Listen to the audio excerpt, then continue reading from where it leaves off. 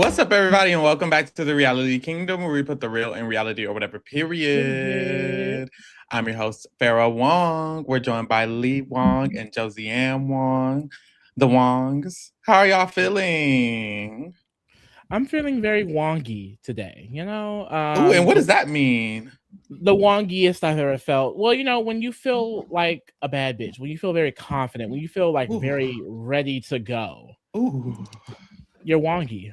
Ooh, Josiane, how you feeling? I'm feeling wongy. You know what? Yes. I'm always very happy to be here. I love this community. I love talking about one of my favorite seasons of Big Brother Canada, and I feel blessed. Period. Now that you say that, what's your top 3 Big Brother Canada seasons? I feel like we didn't get that distinctly from you. I would love 5, 10. Now the third, it's difficult. I have to rewatch all the seasons. For a long time, 6 was up there for me. Okay. But I feel like I haven't revisited the newer seasons. So like because I was like really just present and there, and they're so recent. But I feel like Kuzi's season could be iconic in my mind because the fighting with Zach. That season was so campy. It was so campy for me. And y'all love BB Can 9. I just can't remember it too well. Like I just remember not liking Beth. Like I just remember like disliking her a lot. No, she was the Jackie. Yes. Ooh, yes. That's bad. Lee, do you have a big 3? Big 3. Let me think. 5, of course. Okay. Yeah. Girl, they in the chat talking about a flop. We won't say names. Yeah, I would agree with 10. Okay. Mm-hmm. Correct. Really good. And 10 was if really I good. have to say a third, I'm gonna be honest. BB Can 3. Really? You know, that's a lot of the girls say. Excellent. It's excellent. Really good. Like I remember we talked about it earlier in this podcast where we were like, well, I talked about how was BB Can 3 like very popular or something? Because I know I really enjoyed it, but I didn't realize like it was so popular that like it's one of the BB Canada's biggest seasons, So, but looking back, like the season is really good. So many twists and turns, a great cast, good dynamics with each other, good end result, a lot of good things. I like that. I need to really get into. I mean, like I had only really seen a few, like half of them fully through, so it's not gonna be an accurate ranking. But I really like 5, of course. I've always liked 5, even though I didn't know all the details. But on this rewatch, I'm liking it even more. I find 11 very campy, but I don't know that it would be in my top 3 because I like 10 a lot more. And I kind of feel like for me, I have a soft spot for BB Can 1 because of when I watched it. Like it was a very like raw time for me. Anything I watched around the time I watched that, everything just really hit. Like I watched Glee around that time. I was like, ooh, this is hitting. I watched Big Brother Canada. That was like me getting back into the Big Brother Live or into the Big Brother Live feeds, BB17 and 16, whatever area it was. I don't know. I think that time just really has a special spot. So I really like the first season a lot for that. So yeah, there you go. 12 is very campy as well, Theodore says. Ooh. Somebody was pulling something else up. It's girls, it's players I was too. gonna say what Lindy said. 3 is the first season when one of my faves won the show. Like literally for me, when I first started watching BB US, it was BB 15. It wasn't until BB 24 that someone that I wanted to win won the game.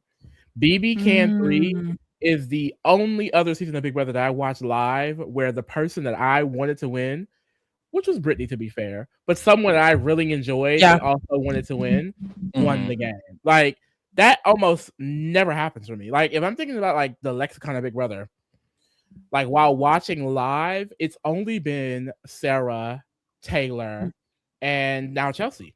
I will say that's why that's a part of the reason why I liked the first season so much, because Gary won.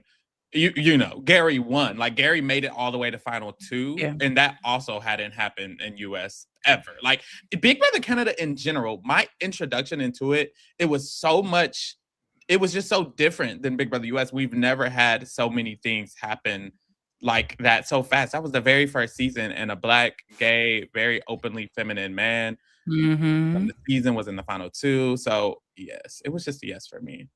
Girl, they in the chat asking silly questions. Not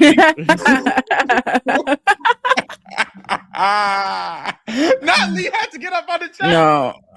Ren saying season 4 is one of the best BB Can seasons was crazy. Ren, you funny. Girl in there trolling. So boom. Ren be trolling. Ren stay trolling in the comments.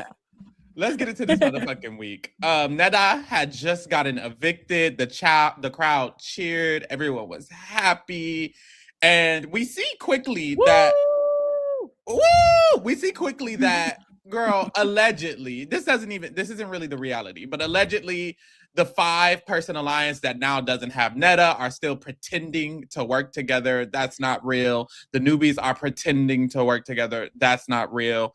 In reality, we still have Ika and Dimitri. They're connected to Dre specifically and kind of William, and they're trying to form the real structure of the house, to be honest. No shit. And we get the HOH buzzkilled. I need y'all thoughts. Buzzkill, baby. Like I did a comparison on Twitter, and this one comment mentioned that they feel like Buzzkilled is just a little bit better, and because it's more interesting to watch. And I think I agree with that. Like with Pressure Cooker, you're just watching them stand there and hold a button. Now, the anticipation is still there, like the excitement. Like even during BB25, we were up all night watching those feeds because it just kind of like encapsulates you. Like it's a really important HOH. It's an all-timer, and I'm sure they were doing the same thing in BB6. But with Buzzkill, the added factor of the countdown that we can see that they necessarily can't see, and people being able to get eliminated by not pressing the buzzer, like it's a little bit more campy. It is. It's very campy. I love this competition. Like I love Buzzkill. It's probably this one, and like there's another competition, 7 minutes in heaven or 70 minutes. Yeah, I forget what it's called. 100 minutes. I could be wrong. We'll see. Those two to me, because they're not physical. Like it's a thing of determination. Like I don't like competitions where it's like the strongest will win, or like the competition that's coming up where they're like running back and forth and it's endurance. I don't care. Like I don't care. I want someone to stay because they want to be there, and it's like it's a test of willpower. Like that to me shows wanting and desire and passion, and that's what I'm here for. Like I'm not here for someone who just wants to like punch and whatever else. I do agree. I think it's better than Pressure Cooker, only because I think the modern iteration of Pressure Cooker, because there's like temptations. Like I like the fact that you can get up and walk. Like if I wanted to go piss, girl, like what are you gonna do? Like some people have to pee on themselves in Pressure Cooker, like whatever. Like it's a bit much for me hygienically, of course. Like I'm a clean girl. I like to smell good. I like to feel good. Like ooh. So I like that. I like the fact that there's there's food. Like and they starved them before the challenge. Yeah, they were on slop.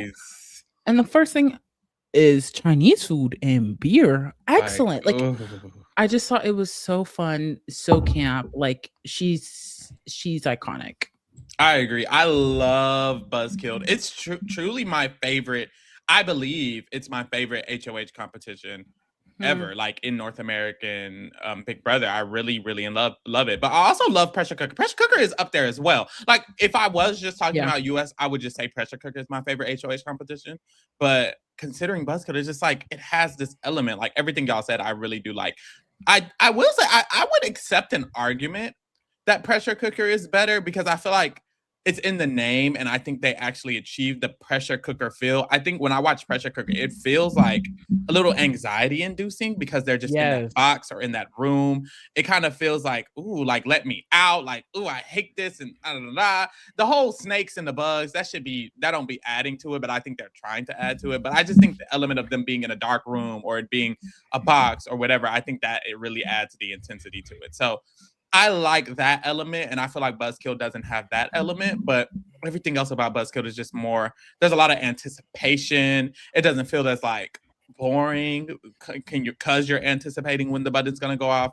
So I just love it, 10s across the board. Yeah.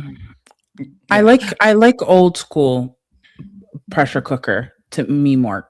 Because it's like there's nothing disgusting going on. I think they offered them Netflix or something. It's been a while. Yeah, there was rotten eggs. We had just watched for the rewind. There was like rotten. It was like stinky smells that they would have. Yeah, I think there was some like prizes like alcohol. Bo got drunk inside of there. He did get drunk inside Danelle of there. won the Netflix and the plasma screen.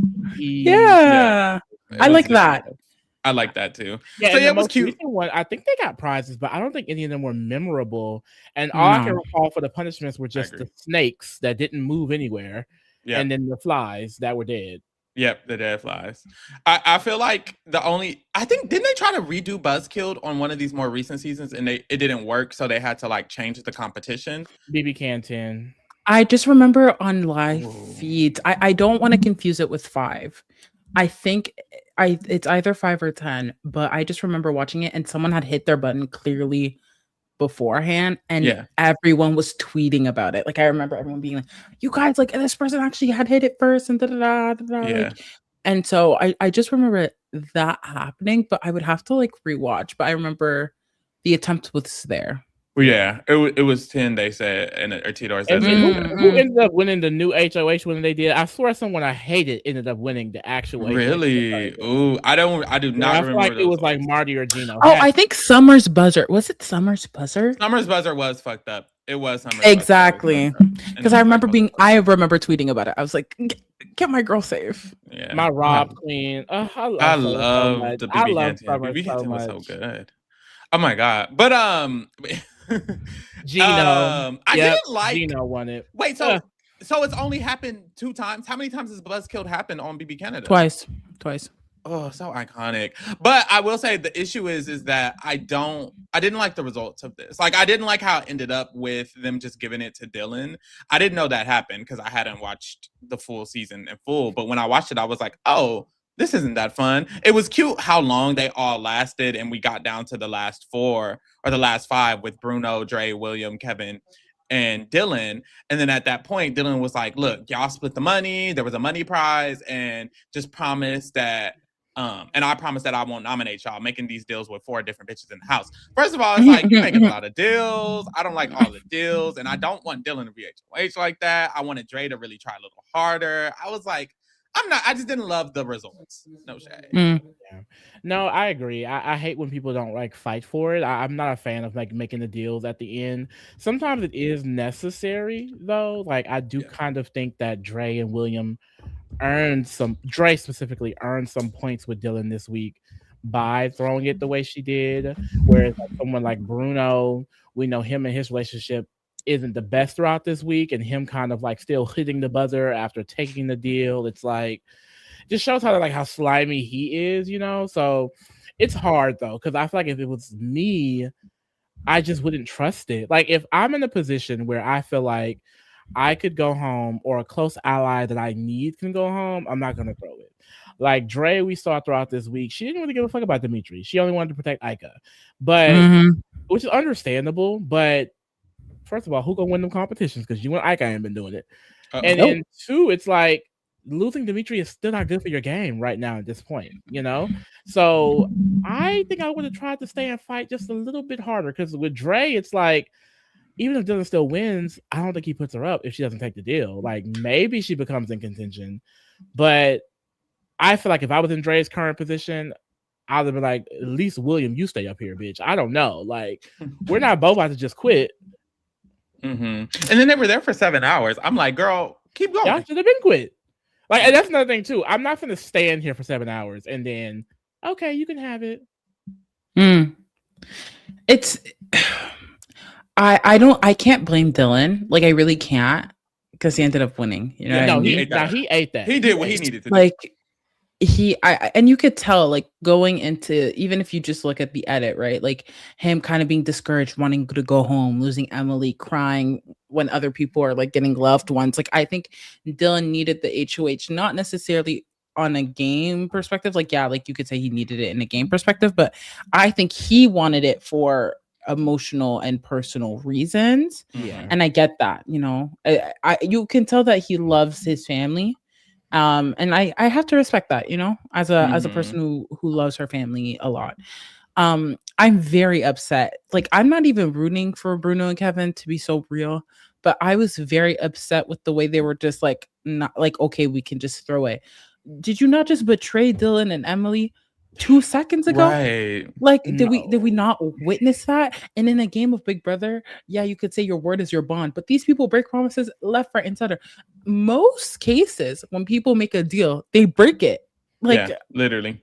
There must be a statistic out there on Reddit or something. I don't know, but it's for sure that. So the fact that they were so like, okay, whatever, like, that really bothered me. Like, you guys should know better as vets. And also, you guys are looking like the minority. 4 vets left. How dare you sit down?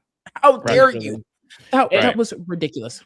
That's not even the only thing this week. I took a few notes down about some of the stuff that they were saying throughout this week. Flop Vin and flop bro. One of the conversations we're gonna get into, it's just like, what planet are y'all on? Like, it's like you could tell they feel like their shit don't stink a little bit. Like, there's a cockiness there that I think is just really weird to see, you know, because in these games we get the bird's eye view and we can see how people think that they're better than. I don't necessarily think that they, you know, believe that they're better than these people, but the actions kind of show it. Like, you're a little too comfortable. You think that you are not going to get touched. Why do you think you're untouchable? Like, why do you think you can throw an HOH after your biggest shield just got taken out of the game by one of your own allies? And now y'all in the minority. Literally. What killed me is they're standing there. Bruno's standing right in between Dre and Dylan. And Dre is like, are you also going to protect Ika and Dimitri? And he's like, well, we could talk about it. And Bruno isn't going to say shit about Cindy. Kevin done already said that. It's like, Dre is actively protecting all of her people right in front of your face. You're hearing it, and strategically, as someone who's played the game before, you didn't think to maybe do the same, maybe not decide to throw something. Like, you just heard how Dre is basically able to speak to Dylan about protecting potentially Ika and Dimitri. William's also safe. Dre is also safe. And all you got is yourself. Like, and I think that's another part of Bruno and Kevin's game that makes them less, in my opinion, impressive, is they're overly selfish. In these games, it's so important for your allies to be safe. Like, I just don't think they care enough. I think Bruno cares a lot more than Kevin. And which is why Kevin's even worse, because it's like he does not care to protect his allies. He didn't protect Cindy. He barely protected Netta. Like, I can't even use the word protect. In fact, he threw Cindy under the bus. In fact, he did the opposite. It's like, that's such a bad quality in a player. It's so hard to win the game if you don't value your allies' safety ever. And they didn't value their allies' safety in this moment at all. It was just them. I think, to your point, the issue here is hubris, is ego, is right. Like, I think Bruno thought, I'm a big dog. You know, I can stand here and not say anything because I'm gonna get my way even if I don't win HOH. On what grounds? Like, on what grounds? We had just left the double, and this scene is so important. We literally see the vets and the newbies separated. The newbies at this point, like, have no reason to actually go against each other. Like, say what you want about Jackie, say what you want about Karen. Like, they actually don't have anything to do. Like, no one has put any of each other up. Dimitri's obviously isn't with the newbies, he's with the vets, but like, Dre and William, to me, they have the right to a little bit throw it. Like, I don't think they should have. Like, I think Dre specifically, like, I wish he would have won it and just put up Kevin and Bruno, because this week Kevin did his big one with William. And I think it sets the precedence of certain events that are going to happen. And because everyone was just like, okay, we'll give it to Dylan. Like, that was capital, that was power that we just allowed Dylan to have. And it actually sets him up quite well, because spoiler, but Dylan makes it quite far, like very quite far. And I think this HOH is what cements this. Yeah. Yeah, because in a way he gets centered in the game. Like, Dre, Karen, Dimitri, and Ika want to protect him. People like Kevin and Bruno think they can still use him. Jackie Jackie Well, is Jackie, right. so she's not a but in general, he really centered himself in the game this week, and he even has a duo in Karen, which Karen is Karen, but at least he has someone that is his, someone that sees him as their biggest ally in the game. So I think he did a really good week this week as an HOH. I agree. So Dylan wins the HOH. There's some tea on the live feeds. What's that tea, Lee? So it's so funny, this right here, because we all know the tea about how Cindy claimed that Bruno never told her to not put up Ica. I mean, not put up Netta, even though we have it live in camera in 1080 HD. Okay. But basically, Kevin and Bruno throughout this week are consistently upset that Netta went home.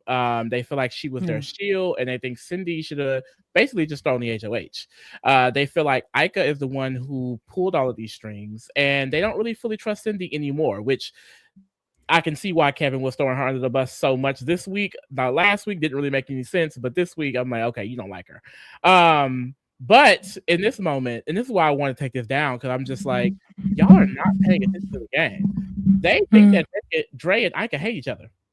They think that they are still beefing because the 6 was exposed, and they're like, well, if we can take out Dimitri this week, then Ica will come in with us. This is their thoughts. These are their conversations. I read those notes from Theodore. I said, baby, what the hell is this? Girl. And I love that the episode had the conversation with Ica and Dre in the mirror, and Ica's like, girl, they think we hate each other. Let's just keep it up. Because if they didn't show that, the episodes wouldn't have clued you into the fact that the house thinks that. And by the house, I mean Kevin and Bruno. I think Kevin and Bruno are the only people who think that. I don't think anyone else thinks Dre hates Ica. Just Kevin and Bruno. And it's like, where are y'all at? I don't know. Yeah, it's rough. I think what's interesting in all of this is the fact that, again, their egos get in the way of actually seeing their gameplay for what it is. Like, it's horrible. I even think with nominations, like, I just feel like there's so many wrong choices that were done, and like, it's because we know later on that they're gonna need Ica. They did themselves no services at all this week, throwing her under the bus, throwing Dimitri's under the bus. Like, there is no tact, like, at all. And then it's like, well, Ica, you need us. No, you made sure of it. Yep. And so we see very immediately how this plays out, because Kevin, Bruno, and Cindy immediately have a conversation about how they feel like, of course, Ica's just going to have to be the person who gets nominated. Oh, well, it's just going to have to be them. We just need to get them thrown under the bus. And Ica clocked. She goes to Dre and she's like, girl, you really shouldn't have threw it, because the truth is they're not going to prioritize me. They're going to prioritize Cindy. Bruno's not going to protect me. Dre's like, well, damn, now I have to actually get to work a little bit to protect Ica. And Ica going to Dre about this was also very good, because your allies are so important. It's the same reason why Kevin and Bruno shouldn't just let Netta and Cindy go so easily. Like, they should fight for their people, because your allies, if they're good players, can help you in the game. Dre helped so much this week because of her connection with Dylan. So it's like, it's just very beneficial. And it also shows how smart Ica is in clocking that they're going to throw her under the bus, and clocking that she needs Dre to help her not go home this week. She just eats that shit up. I'm sorry. And she was sending Dre to work. She said, you need to go in there and you need to make sure that he does this, and this. And I loved how in the episode Dre was just like, well, I want to protect Ica. I don't really care about Dimitri. That was so touchy. I'm sorry. He was like, yeah, I'm thinking Dimitri and Jackie. She's like, that's fine.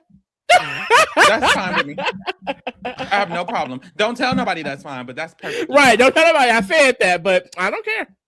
The way Dre controlled this HOH should have been how it was with William. Like, she is very lucky that she got a second chance to control it, to run a tight ship. Like, she don't play. Like, I thought that was so interesting, because prior to this, they don't have this relationship, right? Dre benefits from Emily leaving. And this is why, and Sandy says that, I believe, in the last episode of what we're covering this week, about how Dre is in the best position. Like, y'all kind of let her have it, to be for real. Like, y'all gave it to her, because it's not like Dre was this like mastermind in the middle, blah, blah, but because of how messy the vets were, and the way that the newbies kind of clicked in, like, oh wait, this is still newbies versus vets. Like, that was the first time they had it like said to them straight up, like, by the way, like, you think y'all are all equals? No, like, they're fighting.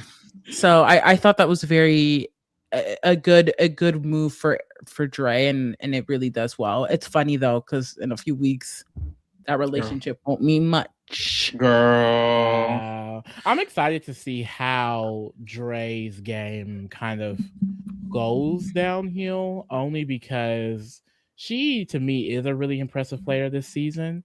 And I kind of want to analyze what she did wrong and where. Because I feel like her as a newbie in this game, she has one of the hardest paths to even get to the end and win. And it's like, what could she have done potentially differently, you know? Because I understand Dre so much. Like, why would you want to go to the end with people like Ika and Dimitri? Like, it doesn't make any sense. Why would you want to go to the end with Kevin and Bruno and Cindy? Like, you wouldn't want to do that. Like, but how can you wrangle any other opposition when the returnees were dominating the game for the damn near the entire time, like literally the entire time? Either it was Netta, Bruno, Kevin, or it was Ika. It was like there was no room for anyone to really get there unless they just were better at competitions than Dimitri and Kevin, and didn't feel like anyone else was. Yep. So we see Cindy. She starts going to work a little bit. She has a conversation trying to do damage control. Oh, you were never the target at the double. Really, Netta wanted you to be the target, but I never did. That's why I did what I did. Da da da da da. Trying her best just to make sure Dylan isn't going to nominate her in this moment. I found it really interesting in this moment too, because Dylan was telling Cindy that it's between her, Dimitri, and Ika, and Cindy was actually pushing for Jackie instead of Ika to go on the block. And that's when Dylan was like, "Oh, okay, no, that actually makes sense. Like, Jackie and Dimitri noms, are you okay with that?" And she was like, "Yeah." So I just found that really interesting. Like, okay, Cindy was still wanting to work with Ika here, it seems like. And Ika was like, "Bitch, as long as me and Dimitri ain't out this house, I don't give a damn who goes up and go home." I think this week with Cindy, Josiane, you know, your argument, it was crazy. It was crazy last week. But I will say this week with Cindy, I think she had so much room to stay is crazy. But I do think she had a lot of room to stay out of every week. Okay. Out of every week this season, this is the only week where I genuinely felt like the person who was nominated could have made their way out. I personally think this initial approach was way better than what she ended up doing with throwing Ika and Dimitri under the bus. I think that was very silly, in my opinion, to throw Ika and Dimitri on the bus. And we'll get there because that's basically when she's at her wit's end and she's already going to be renominated. But in this moment, when she's just pushing Jackie, I think that makes sense. No one really likes Jackie. No one's really going to protect her. And also, she's not damaging any of the relationships that she has. So I didn't mind her pushing Jackie here. I think that was her right play. I think Bruno and Kevin need to be pushing Ika as heavy as possible. But Cindy's not protected. She doesn't have a safety deal. She doesn't have a relationship with Dylan. She's very vulnerable. And the people who would save her if she ever were to get nominated this week are Ika and Dimitri. So she should only really be pushing Jackie, in my opinion, and just let it happen. I mean, to your point about Cindy, right? Like, whether you agree with the fact that I don't think that was the worst move she could have done or not, that aside, what she does this week is what seals her foot. Like, I don't even think it's the Netta move, to be honest. Like, I genuinely don't. Because in all honesty, going after the queen, the person in power, makes absolutely no sense. I was like banging my head against the wall. I was like, why are you, I think Ika said it. She's like, why are you spending your time bashing me when I'm not on the block with you? Like, Jackie is on the block with you. And like, if you look what was happening on feeds, Jackie was spending so much time with Kevin and Bruno. So much. Instead, Cindy chooses to be loyal to Kevin and Bruno, even though the move should have been to migrate with Ika, William, and Dre. She has a good relationship with Dre. And her and Ika, like, there is a affinity there that gets lost by the end of the week.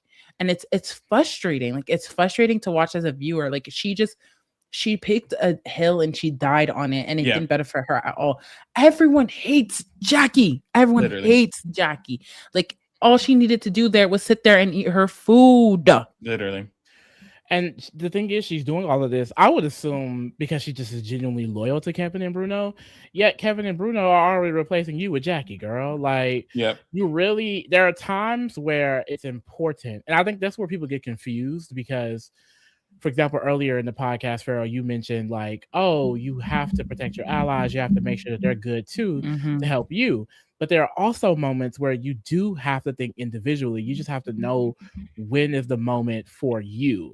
And here, she should not have been trying to keep her and this unit trio safe. Like, that was already too much in itself. Y'all are all from the same season. Y'all are 3 people linking up, like y'all are threats together. She really should have pivoted hard. 100%. And she completely lost to Micah by the end of the week because she was dragging them the entire week. The Micah does not like Jackie. Like Josiane just said, no one likes Jackie. Jackie don't even like Jackie.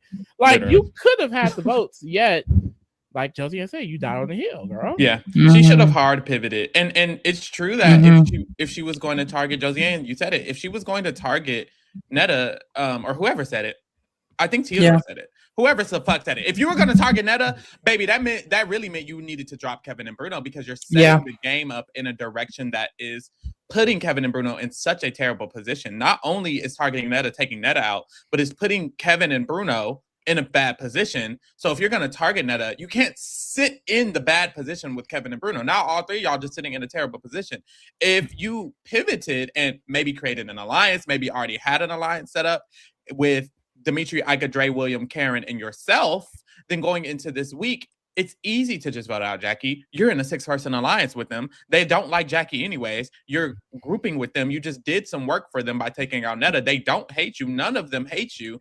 It really makes no sense for her to go home here. Even though she didn't do that, she still has relationships with all of these people, which is why her going home, it's really because she just did she just really chose the hill to die on. And the hill to die on was the hill that doesn't even fucking like her. Mind you, I would say this is a hard ask because she knows them and yada, yada, yada. If Kevin throwing her under the bus hadn't got back to her 2, 3, 4 times already. There's been 2 times this season where Kevin has directly threw Cindy directly under the bus. Correct. And she found out about it multiple times about him telling about her vote during the backwards week for no reason, and about him throwing her under the bus as a potential nominee to William. It's like, baby, you know he's not a reliable ally. Drop that nigga. Huh? We move. I think the issue with Cindy is that it's crazy, right? Like we talk about the vets having an advantage, but like there's this like Achilles heel. Like there's just like always something. And I think with Cindy, if I'm comparing this season to season 3, all Cindy wanted in season 3 was to feel like a part of something, like a part of an alliance, right? Like she thinks it's one way and then she gets voted out, and then she tries to do the SSB, but that doesn't last because she leaves right after. Like all Cindy wanted was people that wanted to work with her. That's all she wanted, right? And I think because this season coming into it, she's like, I can have it with these 3. I can have it with Kevin and Bruno. This could be my alliance. This could be my home, something to attach myself to. She is too loyal to them to a fault. Like you could say that Cindy was very unloyal in season 3 because she betrays her showmance. Like people argued that she needed to do that. I mean, that's like also reflective of Netta. There's a lot of parallels you can draw with a lot of people who've played this game in their first season. And I think that's a big issue with Cindy. I wish she would have just like let it go, to be honest, because to your point, Kevin has thrown her under the bus so many times. Like she actually doesn't benefit from it, and these people are pissed at the move that she did. Like they're mad at her move. Like you can blame Ika all you want, but yeah. I low-key did want to do a quick segue, only because I remember when Cindy came back in the game in BB Can 3, and was it Jordan? Is that his name? Jordan Parhar? Oh yeah. Yeah. He was inviting her into that little showmance alliance. And I remember thinking at the time, she low-key should have just played within an alliance a little bit longer. Like, because she tried to vote him out and then claim she didn't do it. but they obviously didn't believe her. And then one of them won HOH and took her out. I'm like, girl, you should have just, okay, y'all, I'm in this alliance. Like, let's all work together. Like played them a little bit because she was great at competitions. Like, if she had went deeper into the game, who knows what Cindy could have did towards that end game. But she wanted to make the big move. I agree. I think she just has big move syndrome because even with Netta, it's like, girl, it was just too early, baby. Or you shouldn't have been the one to do it. Same with Jordan. You shouldn't be the one to do it. You shouldn't allow it. But hey, it's your showman's partner. Like, girl, and he's helping yourself. You think you're eating that? Yeah, he was helping her get into the biggest alliance that season. Like, girl. Take the golden ticket. Please. So yeah, I think that's her problem. We see Dylan's plans. He talks to a few people and he kind of lands on the plan. He talks to Dimitri. Dimitri is very okay. Well, he's probably not okay with it, but he's understanding the fact that his best chance at surviving this week is being able to play the veto. They discuss how maybe he could be a pawn and Jackie can be the target.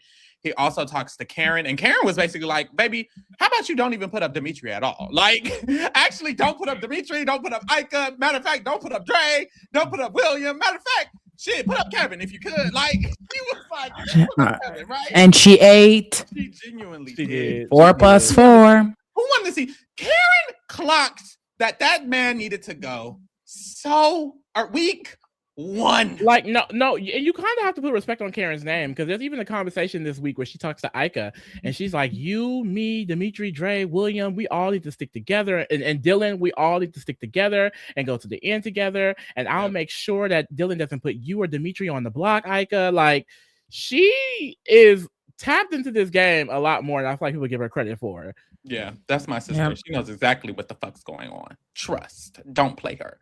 And then, of course, Dre goes to work for Ika real quick. And by the end of the week, or by the nominations, it's pretty set that Jackie and Dimitri are going to be the noms. So that way Dimitri can win the veto. And at this point, they were talking about Jackie going. That's the thing about Cindy. They were talking about Jackie going home at certain points of the week. Of course, Cindy was back up. But it's like, that was discussions. Ika literally felt bad for Cindy at the end of the week. Like, there are so many things that Cindy could have done. And I think that's another thing. Like, to your point, Josiane, like, I don't think, like, when you're really dissecting it, that it was the Netta move. Like, I agree with you. I just feel like, and this is going to sound rude as fuck, but she is not a capable enough player to pull off being able to do that and getting out of it. Like, I think a more capable player could have been able to get out of that move, but Cindy is just not there yet. Yeah, you can do the move if you can organize your gameplay in consideration of the move. She absolutely did no work to set her game up before doing it. And then after doing it, she did no work to set up her game because she did it. It's like, you don't make the biggest move of the season and think you could just continue on the same train track. You have to switch train tracks, mamas. That's exactly what Corey did in BB25. He took out Sari, and then there was no shift in his gameplay. Mm-hmm. It needs to be a hard shift.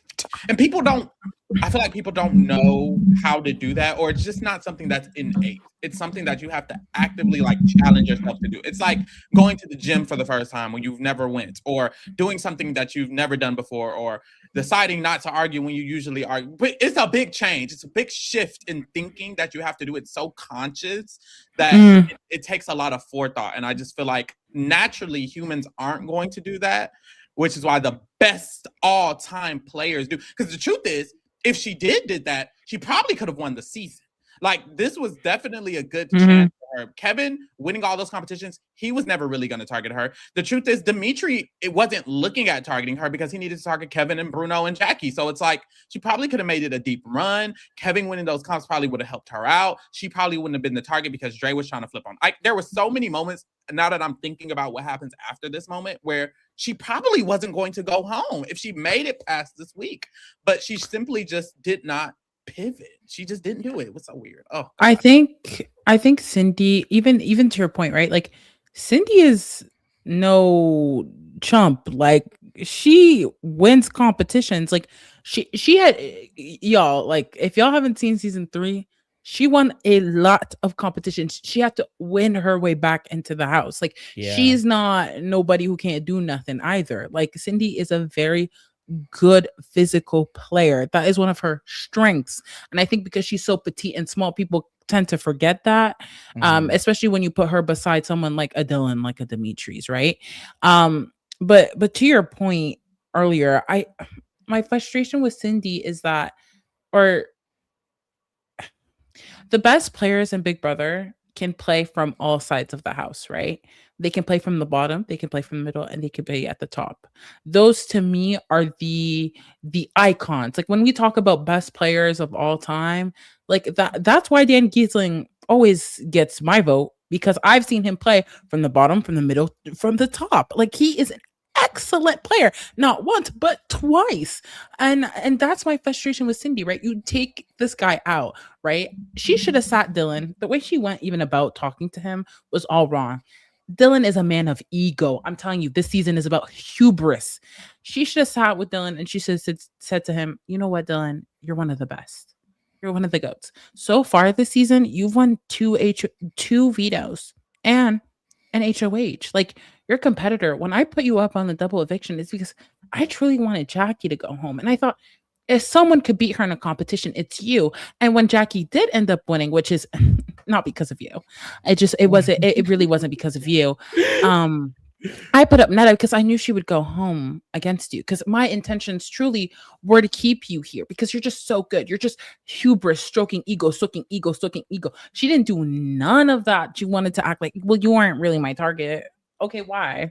Like, what have you done? And the fact that Dylan goes Cindy doesn't really talk game to me. Like, why are we not talking with people in the house? You have literally how many days in the house? You're doing nothing. How are you not talking with every single person in this house? Like, to me, it's just like there's so many things about going about it, and like she really shouldn't have been at danger. Like, if anything, Dylan should have been angry. Kevin won the veto, right? Do we remember that? He offered him money, literally, and he refused to throw the veto. He refused to throw it. So, and like that, like they had so much ammunition to go after Kevin and Bruno. What she should have done is sat with Dylan and said, I know you gave him the word, but you know, they gave you their word 2 weeks ago and Emily went home. You got on the block. Like she should have done that. It was just wrong. It was wrong. I agree 100%. So, you know, I'm Dimitri and Jackie. And there are moments of we see Dre going to work really, really hard. After her conversation, even her conversation with not basically saving Dimitri at all and just making this deal with Ika, she's making this bond with Dylan while she's doing it. She's talking about how, of course, Karen is really cool. Dylan likes Karen as well. And then they have their separate conversation. And Dre is like, look, we need to lock in. Fuck all of that. We need to lock in together. We need to eat this shit up. We need to both just like lock it in. And I really just, I just love the way Dre played this week, because it's like, you would think she doesn't have the room. Like you said, this is what she should have been doing when William was HOH. Truly, she's using all of this leg room to really just make all of these connections and bonds.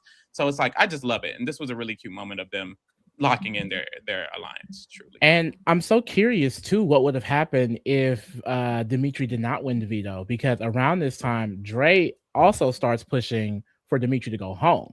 Yeah. She's telling Dylan that if Dimitri goes, then Ika will come to their side. So she's throwing that out there already. Like, she is not loyal to Dimitri at all. It's only Ika. Mm-hmm. People were saying how this is like a bad idea. And I think it's a little too early as well. I do think it would be a bad idea for Dimitri to go right here for Dre, just because Ika is very threatening just in general. But the feeling that people feel when someone's partner or pair or duo gets taken out of the game is people just automatically reduce their threat level, even though Ika's threat level shouldn't be reduced.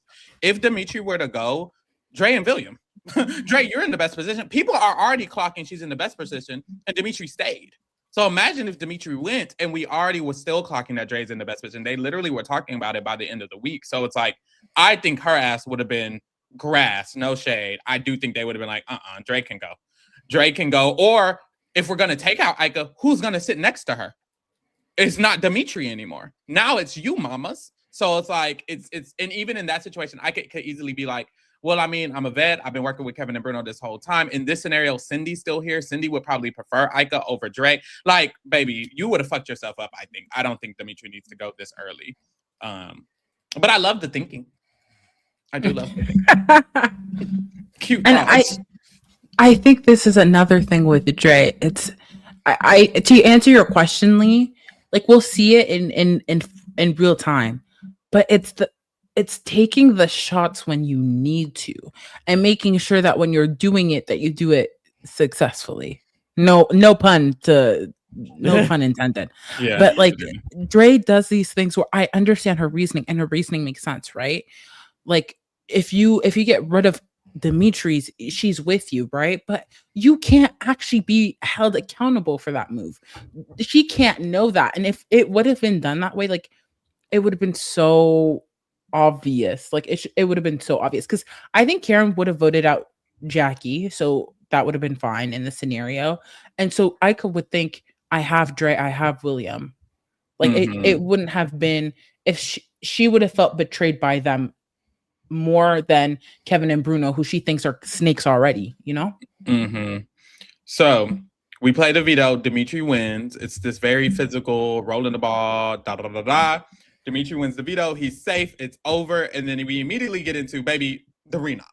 Dylan's already thinking Cindy. When he talks to Cindy, he feels like she's being sketchy. So he's still thinking Cindy by the end of that conversation as well. And then there's a bunch of campaigning on both ends. But before that, William gets a mission. And his mission takes him around the house to find a secret power of veto. He can use this for the next 2 weeks. Either this week. Wait, is it either this week or next week? Or is it 2 weeks after this? Okay. It could have been used this week and then the following week. Got you. So he can only really use it next week at this point because he doesn't use it by the end of the week. But he has a secret power of veto. So and that's can we call it the secret power of veto or the Kevin power of veto? Oh, we'll call it secret for now. Oh, because is that tea? Oh my God, I can't wait for that week to arrive because I was so pissed off. I remember being so angry watching what unfolds that week. So angry. And I remember not respecting William game as much, but then on this rewind, I was like, oh, okay, he's not as bad as I remember. But child, he just gets sucked in more and more. Yeah. I mean, let's talk about it. Let's bring it up a little bit. The issue this week, and William is his own human, right? Like he's grown. He didn't know Dre before the season. So he can make decisions on his own. It's upsetting to me that Dre has to keep tabs on William at all times because when she doesn't, he goes with Kevin, right? And there's this idea that Kevin spills all this information on William, and then William starts doing it this week. And this week, Kevin, you know what? Kevin is a cockroach. He's like a rat, but he's also a cockroach because he just won't die in this game. And my frustration is Kevin gets to tell William the fact that Ika is the reason why he didn't use the veto because he didn't know that at the time. Yeah. And this is the week where he tells him. So William gets pissed off. He becomes like anti-Ika. He starts saying stuff like, "Oh, I want to spit on her," and like crazy things, and like it just gets crazy. Yeah. It was getting a bit ghetto. If I was watching this live, just giving weird. Yeah, like he was saying he was pissed off, and I think Kevin was enabling him, and that's why I think William ends up doing what he ends up doing is because of this week, and it's because like Kevin and Bruno feel some type of way. Like it's crazy to me because it's like you keep saying that you need Ika to go, but you're not realizing that you need her. Like you actually need her. If they could have sat down with Ika and like pulled her away from French Connection, they would have been in a better position. But hubris, ego, they don't like to be outdone, let alone by a woman. How about that too? A black woman at that. Girl. So speaking of Kevin and Bruno, their plan was to obviously speak to Dylan and get him to backdoor Ika. We see on the TV screen, Bruno does do this. We never see Kevin do this. Kevin, I assume, doesn't do this. I don't know what Kevin was doing, but Bruno was pushing for Ika to be the backdoor, honey. Where was Kevin? Anybody? Well, I will say I was reading that apparently there is some sort of safety deal that Dylan has with Kevin and Bruno this week that he does not want to break. Dre even tried to get him to break it one conversation, and he said he's not doing that. So maybe Kevin just feels safe. What about getting Ika backdoored though? Like, do you not want to do that? No, because my issue is why have the conversation with Bruno about it and then not do anything about it? Considering he's a vet, like you've played this game before, you know how important it is for these moves to happen. Like, I really respect Bruno for at least trying to get it done. Like, he went to work, and I feel like if someone else in the house was also saying this, it could work because no one else was saying backdoor Ika except Bruno because Kevin didn't ever say that shit. You know, so it's like he's sitting there, Bruno's sitting there. Basically, he left his man hanging. Bruno and him agreed to do it, and Bruno went and did it. And when he's talking to him, he's like, yeah, or Dylan's like, yeah, I talked to Kevin, and Kevin didn't really mind Cindy going up at all. And Bruno was like, well, I don't know why he didn't mind because Ika needs to go up. And it's like Bruno's working overtime for both of their games to succeed. It's just like, damn, Kevin, you left the nigga hanging. Where are you at? It was real bad. It's crazy because what he invests his time in with William is great long term for him. He kind of becomes the stepping stone to, or the catalyst to let Kevin kind of like propel forward. But the reason why Kevin's game, I think, gets like dissed all the time is the fact that there is no social game. Like, Bruno's your number one. Why are you not coming in unison and marching forward together? Like, this is an issue with these boys. Like, even from week one, why do you have to have your way? Why do you have to have Mark stay? Like, that was week one. Like, I'm so sorry. Like, the vets don't all know each other like that. Like, the first week should have been easy. That should have been a period of cementing trust. And instead, y'all voted with the other side of the house. Y'all were doing whatever. And this is why the vets were never going to work. Because of hubris, because of ego, because people want their ways and that's it. Mm-hmm. Yeah. It's also important to note that after Bruno did this convincing, he and Kevin completely thought that Ika was going on the block. They were convinced that Dylan believed them and that she would now be going up as a renom. I don't know what type of voodoo they think they got, baby, but none. It's bad. It's bad. They truly do not understand the position they're in this game because the actions are not aligning. That's scary. Meanwhile, Dimitri has made a deal with Dylan that as long as Ika isn't the renom, they're going to protect him next week. Ika has made a deal with Dylan that she's never going to go after him, that she's genuinely loyal to him. Bruno is the problem. So many things. It's to the point where if they didn't make those deals, Dylan probably would have put one of their ass up, and they don't even know that. They think they have control over him. Whole time, baby, you're hanging on by a thread. Like, you're barely not going up. A thread, mama. A thread. So Dimitri uses the veto, and of course Cindy is the renom. It's real bad. And then I just wanted to bring this point up. This is another of the points of Kevin and Bruno because I like giving them their lashings. But after the renom, they are gagged. They are actually shook. And they're immediately like, well, I don't know if we have the votes. So they come up with a plan. This is their plan.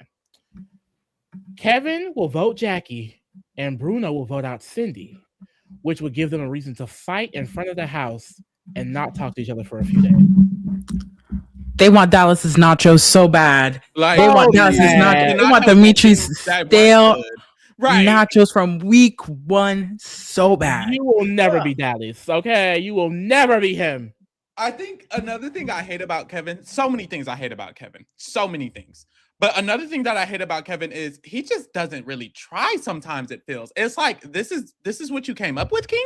You're the king, the winner of Big Big Ken 5, and this was your solution? Baby, there are so many ways that Cindy could actually stay, which they kind of discuss a little bit. They kind of talk, and they're like, well, the only way they would save you is if they think you're against us. And she's like, well, I don't want to do that. And they're like, yeah, you're right. Fuck all that. Be against each other. Like, be against us. Who cares? Be against us. Tell everybody maybe I'm a crazy player. But if I was Kevin and Bruno, I would have been like, Cindy, tell everybody our secrets. I don't give a damn. Make up secrets and tell them some fake ass shit. Tell them something. They already don't like us. We're already at the bottom. We just got blindsided by the dude we thought we ran. We clearly are in the ass booty hole bottom of this cast. We're going home next. You need to stay. Say you hate us, snitch on everything we've ever said, and get Ika and Dimitri to believe you're with them and stay. Like, you need to stay. If Cindy goes, it's over for them. It's honestly miraculous. It's literally the grace of breaking the game is the only reason Kevin was able to win. Kevin and Bruno lost the game.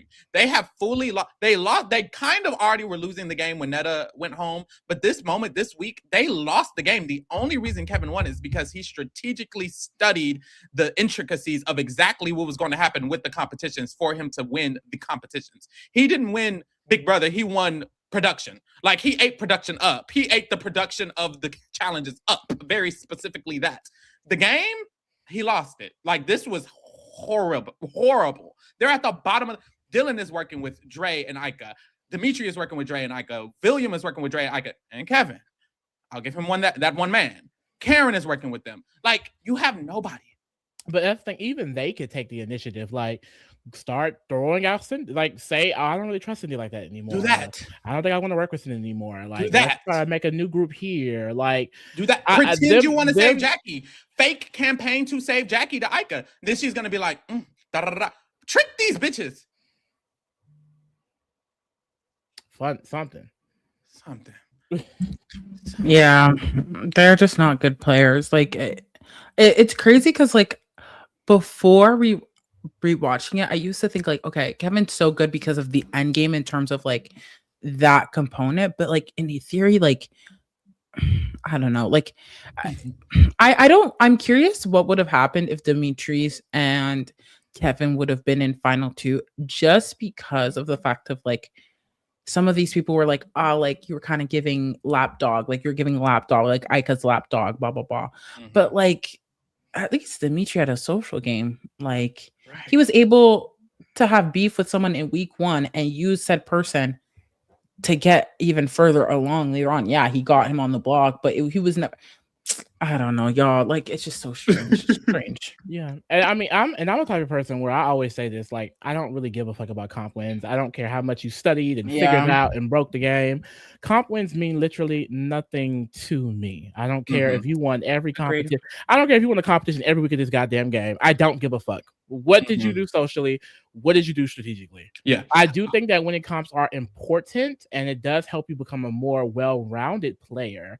But if your game is 90% comp wins, I truly cannot respect it higher than most people. And while I think I respect Kevin as a winner, like I wouldn't say that he is a terrible representation for this season. I just feel like if we're comparing him to other winners, he has to be lower for me because post jury, from what I remember, and we're going to see in this rewind, but from what I remember, it's only comps. It's only comps, nothing else. And pre-jury, it wasn't a lot. It was really nothing other than what Netta wanted for real. So it's like, hey. Yeah. So far from what I'm seeing, I'd argue Karen should have won, which I don't know if that's a hot take, but I'm dead ass. From what I've seen so far, Karen is unnominated. She's strategically positioned herself in a very safe position between two duos, between Dre and William and Ika and Dimitri. She's also the least threatening of all four of those people there. She's very much so guaranteed to be at the end of the game. She's made a big move at the beginning. She's like, everything has been positive. She even has social relationships with Dylan, who wasn't even on her side of the house. Like, genuinely, when I'm talking about Big Brother things, not just the competition status, first, mind you, at this point, Kevin only has one extra comp than Karen does at this point. And if I'm talking about at this point, Karen has played better. We'll see what happens. But in my opinion, like, he's not doing anything. It's so weird. But I do think he has an essence. And we're talking about this with Survivor right now. We're going to see the Survivor finale soon. The feeling and the essence and the presence and the perception of a winner or a respectable player is something that Kevin does have, even though I don't think he actually is doing any of the things to garner that perception. Whereas Karen, I think it's the opposite. I think she doesn't feel like I want a winner to win. Yeah, she just doesn't feel like that in perception as reality. Especially because she's so goofy. What's crazy though. Like, it's only the perception because of years of a standard that is no more anymore. there are so many white men that have won this game, so it's easier to look at Kevin as a more presentable winner than someone like Karen, because not a lot of old people or old women specifically have done that well, especially in Big Brother Canada. And so I hate that we naturally have these perceptions that are tied to things that were set in place years ago that no one really questioned. Like, think about it. We have 0 white winners in America since the BIPOC rule. So who's to say that? Right. So before the BIPOC rule, and even me and Pharaoh do it sometimes, like when we're drafting, like, oh, well, maybe this person could be good because we're looking at the stats. You're a male, you're attractive, you look like you can win competitions. That's no longer the standard anymore. Like, so the perception is, it should be changing. We now have Chelsea, we have Ashley, we have Taylor. If anything, y'all need to be scared of them black women. Amen.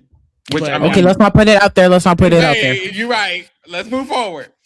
Protect black women at all costs. Hallelujah. But just in general, though, like I want the perception to change, because even with Xavier, I respect Xavier, but there's a small part of me that was slightly offended when they would say that Xavier would be the best representation for this group. Why can't one of the women be? Why can't the gay plus size men win? Why can't the biracial Hispanic man win? You know, it's like, what makes him the ideal representation for us as a community? Because he's attractive, because he's tall, because he's a lawyer. Like, that doesn't mean anything to me, because I'm none of those things.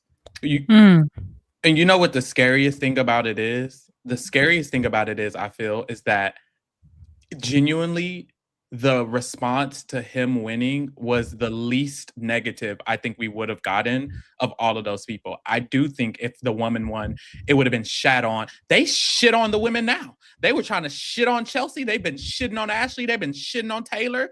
And Xavier, they still shit on Xavier. But from my experience, from what I've seen being in the community, he gets the least. And I genuinely think the scary part is that they were probably a little bit right in the scope of how people perceive it, how the world is going to respond. And it's so unfortunate. And I don't think we should be operating off of that at all, which is why I hate it. I just feel like they definitely shouldn't have had to operate off of it. I don't think it was true that he was necessarily the best representation. You can't say the best when it's like these are 6 different human people who all can represent all facets of what being black is in any way. But I genuinely think the response and the backlash was the least backlash we would have gotten if anyone else of the other 5 would have won, which is so sad. And that's really the society we live in. It's a patriarchy. It really is. Ooh, I'm just disgusted. Damn. They should have voted Karen. That's what it all boils down to. All this to say, they should have voted Karen. So yes. We get to the campaigning. Jackie, Cindy are the final noms. Jackie does a cute little job. She does whatever Jackie does because she makes a truce with Ika. That was the only good thing Jackie has said all season, was that she was gonna have a truce with Ika. Thank you. And that don't go nowhere. That truce. And that ugly Forever 21 olive green buttons all down in the middle skirt. I was disgusted. Let me tell you something. In this era, I want to be so for real. Okay. I worked at Forever 21. I know that skirt. I'm familiar with that skirt. Very familiar with her. I heard songs in the back of my mind, and it just is such an ugly skirt, and she wears it all the time. She loves that all skirt. The time. It's her favorite. Okay, that was my Jackie lashing. Yeah, Jackie lashes for the episode. You're spilling. She also locks in with Kevin and Bruno. Of course. Yeah, she locks in with Kevin and Bruno. They lock in as a trio. And then she also spills to them that Dylan wanted them out this week, but he didn't do it only because they made a deal. She also tells them that Dylan knew that Cindy would be going up. He just didn't tell Kevin and Bruno, when they were gagged by that information as well, because they don't know what the fuck is happening. Like what? Maybe I'm not done. You see, this is why we can't have nice things. When Jackie said, in her interview that she gets along better with boys. That was her heaven in the hot tub with Bruno and Kevin, all eyes on her. And you know what? Let me tell you something, boys. I have you. This is what was gonna happen. That Jackie is such a pick me. This is what I mean. It actually doesn't benefit her to go with Kevin and Bruno. It actually really doesn't. It really doesn't. If anything, she should be going with the newbies and pushing the vets out. Yeah, that should be her rhetoric. That should be the tone. That should be the mindset. And yet she is so pressed to be me, pick me, choose me, love me, in everyone's face. Yeah. She does nothing. She does nothing for herself. Like no one respects you because you play a rat game. You play a rat game. Flip flop. But you're actually very right, because we know that Dre wants Dimitri out. We know eventually Dre is going to want Ika out. If Jackie would have went with the newbies, she would have had allies who also would have been very okay with Dimitri, who won all those competitions, going home. Ika, who is a vet, going home. Kevin and Bruno were already their targets. That genuinely would have been a good little path for her to try to make it throughout this game, because Dre is on the same type of boat. I'm sure Karen would have been on that same type of boat. Dylan eventually. Like, try to do that. I feel like that's the more viable path. And this is why she's a rat, because she even offered that to Dylan. We saw in the episode that, hey, maybe you, me, and Karen. But then by the end of the week, she goes and spills all his tea to Bruno and Kevin. Girl, just done. She wanted to be best so bad, baby. This is not Tyshawn and Jed. Girl, she wants to be a lone wolf. Like, she just wants to be a lone wolf. The thing is that Jackie is like, I'm a victim. Like, you guys, I'm a victim. Please help me. Like, please, like, weaponize this white woman tears. You guys, like, I get so mean. Girl, you have thrown every single person under the bus in this house. You have had loyalty to no one, not a singular person. And then she sits in front of Dylan. What did I do? I didn't do anything. Like, I did. Girl. Like, let's be FFR for a second. Like, Jackie is a horrible player, and the thing is that she doesn't have ownership that she's a horrible player. Instead, she cries and she tries to weaponize it like she is this victim. Mama, raise your hand if you have been personally victimized by Jackie. Everyone's hands up, including myself from home, are getting up. Including myself from home. Like period. Cindy is also campaigning. I thought I didn't like the approach. I genuinely feel like it was all against Ika. I feel like you should not have tried to go against Ika, because at the beginning, as soon as she got nominated, she had a conversation with, I forgot who it was, and she said the votes I would need to get are Ika, Dimitri, Dre, and William. That's a 4-person voting block. And then she immediately went to campaigning against Ika, and I'm like, wait, girl, did we forget that we just said the votes we need to get are Ika, Dimitri, Dre, and William? You said that out of your mouth. To her closest allies at that. She's talking to William. She's talking to Dre. It's like you might can pull William a little bit, because as we know, he's pressed about that information. Right. But he wasn't getting Dre. I mean, Ika already was not the replacement nominee. If you think you can get them to turn on her, don't you think that would have been happened? It was just a terrible approach, and I genuinely think I don't even think she's that bad at campaigning. I think even the path she chose was the path of most resistance, and I think even in that path, she was saying good things, and clearly she could have been successful if she chose the right path, in my opinion, because she knows what to say to who. When she was talking to William, she was telling him all these things to rile him up, and I think that is the right approach for William. I think that was the approach for William. I just think that wasn't the approach to get the 4 votes you need to stay. If you need 4 votes to stay, you need Ika and Dimitri. And also, you know what the fuck I don't understand? I never understood this. I'm like, put me in that house, champ. Why don't you want everybody to want you to stay? Like, that's who was that man named Johnny BB Can 6? Yeah, BB Can 6. When he literally got everybody to want him to stay, I'm thinking, duh. Yeah. Isn't that the fucking play? You should want them all to want you to stay, but especially the majority. If the majority aligns is Ika, Dimitri, Dre, William, and Karen, then that needs to be the majority of the people you're trying to impress with your campaign. So I don't know why she didn't, like, why wouldn't you think that? You're going the hardest route. Maybe I can get Kevin and Bruno here on this side, Dre and William here. Why would 2 people on 2 different sides of the house vote the same unless they all want you to stay? Come on, think. Thank Queen. And they were trying, like, even the whole season 3 alliance, they tried to get the French connection in the room, and they kept telling them all of the same talking points. They were like, well, Cindy won't nominate you, but Jackie will. And it's like, they probably both will, so might as well take out Cindy, to be honest. It's like, they just weren't solid arguments. And to be fair, they were working on William. I was reading that even William made a comment, well, I pitched to take out Jackie to Dre, but she shot it down. So I think William's a little bit way more interested in the plan than Dre was. And thankfully, Dre got that man on lock because he voted correctly. Yeah. I think Bruno and Kevin, another issue with their game styles is that they don't know their audience.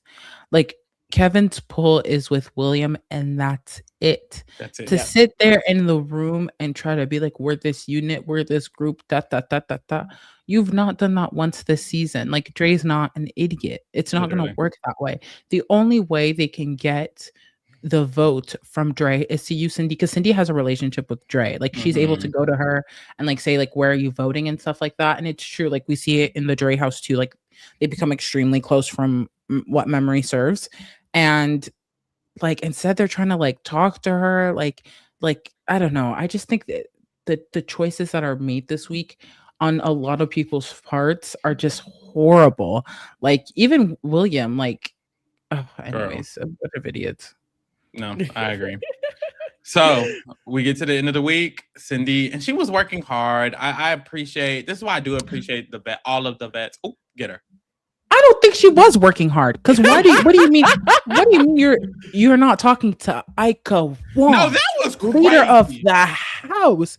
Because Ika felt bad she was willing to do the flip, but Cindy was talking to her too late, and that is what she was hinting at her goodbye message. Like, how Cindy, like, come on, you know, you say whatever you want about Kevin Jacobs, okay? Not to bring him in, but I'll bring him in.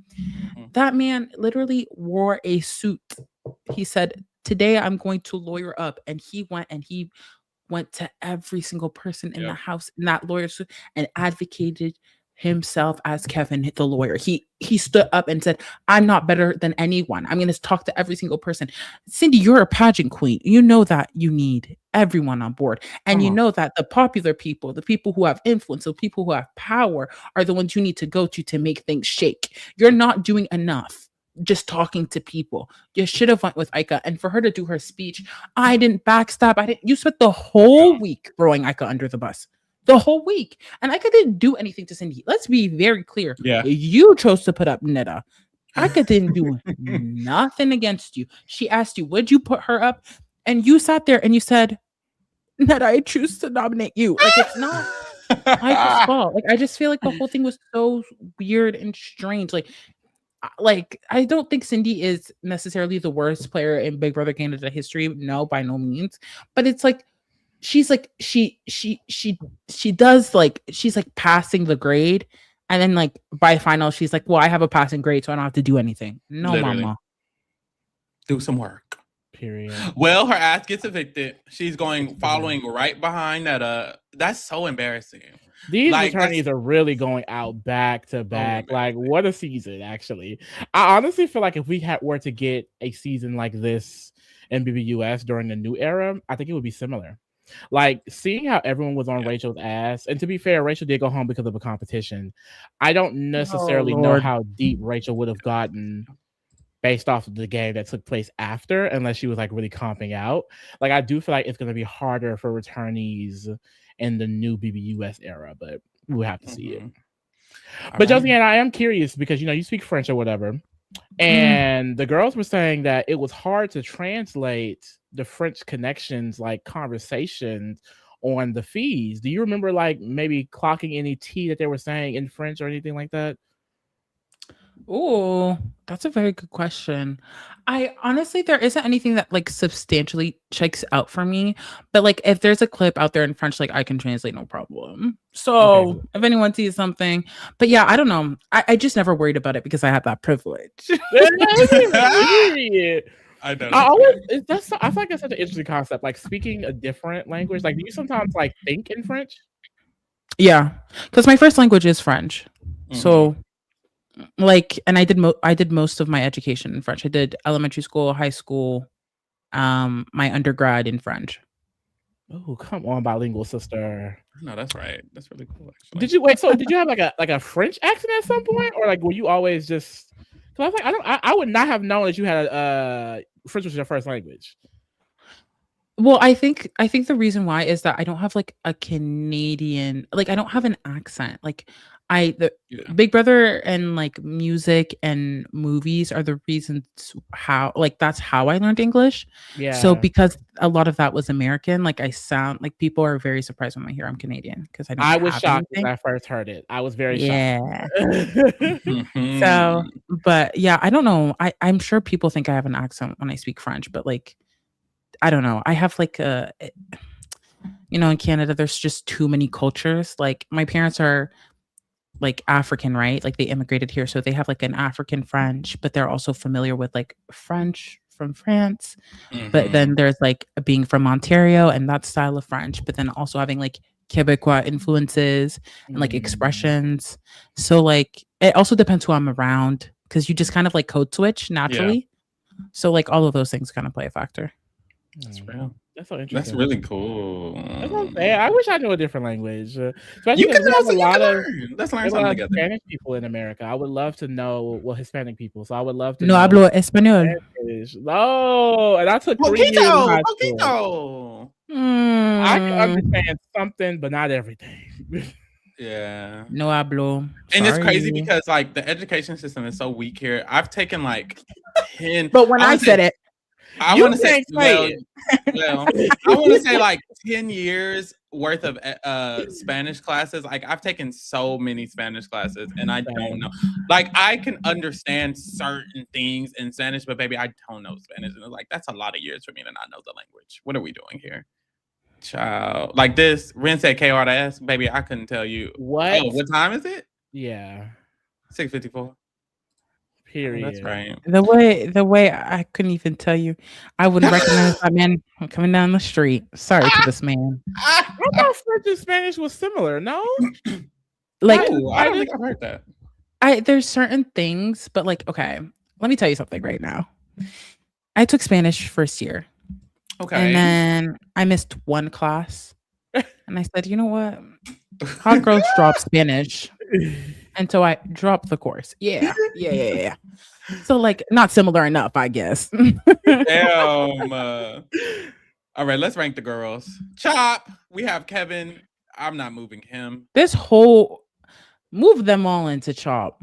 I'm not advocating for nobody. Yeah. Cindy is a Chop. Dylan not a Chop. He can be mid. Dylan can be mid. Or is he camp for the black niece and protecting Ika this He can be mid. He can be mid. He's a caretaker. The black niece is camp. He's mid. Oh, I know that's right. Karen, I don't want to move Karen. I like Karen. I low-key would put her in camp. I don't know. I love you. She was camp this week. Sure. I loved her this week. She was running around in that swimsuit. Yes. A fever. Like William Chop. Ooh, hey, yeah, he popped down that way. Jackie could be all the way down. I don't like calling Ika a bully, a mean girl, saying they're gonna spit on her. Like, Cindy, this was horrible. Yeah, it's giving this.